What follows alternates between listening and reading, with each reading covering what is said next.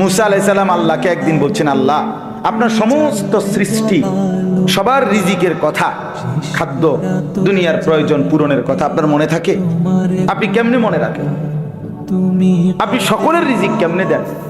আল্লাহ তাআলা বললেন, মুসা তোমার সামনে একটা বড় পাথর আছে, তোমার হাতে লাঠিটা দিয়ে ওটাতে একটা বাড়ি মারো। তাফসিরে রুহুল মাআনিতে আমি নিজে পড়ছি, আরবি তাফসির।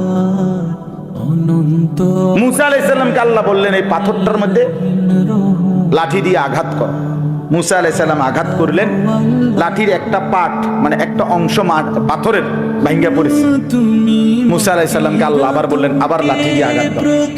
আবার বাড়ি দিলেন, পাথরের একটা অংশ আবার ভাঙ্গা পড়েছে। আল্লাহ বলেন, আবার মারো, আবার মারো। 4 বার মুসা নবী ওই বড় পাথরটার মধ্যে আঘাত করছে। 4 বারে মোটা মোটা 4টা টুকরা ভাঙ্গা ভাঙ্গা পড়ছে। এই 4র্থ বারের পরে এই 4টা মোটা মোটা টুকরার ভেতর থেকে একটা ছোট্ট পোকা বের হইছে। মুসা আলাইহিস সালাম দেখতেছে এটার মুখের মধ্যে একটা ছোট্ট সবুজ একেবারে পিচ্চি পাতা, এটা কুটকুট কুটকুট করে খাইতেছে। আল্লাহ তাআলা বলছে, মুসা বুদ্ধুর কান লাগাইয়া শোনো ওই পোকাটা কি করে, তুমি বুঝবা, কর শোনো।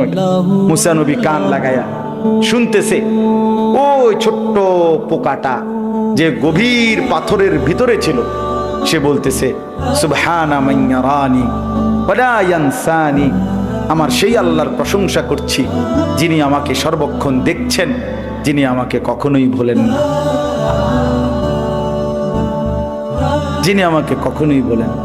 আল্লাহ তাআলা বললেন, মুসা তো এবার দেখো এই পাথর উপর দিয়ে ভাবার কোনো সুযোগ নাই। এই পাথরের 4টা স্তর ভেতরে এই ছোট্ট পোকাটার মুখ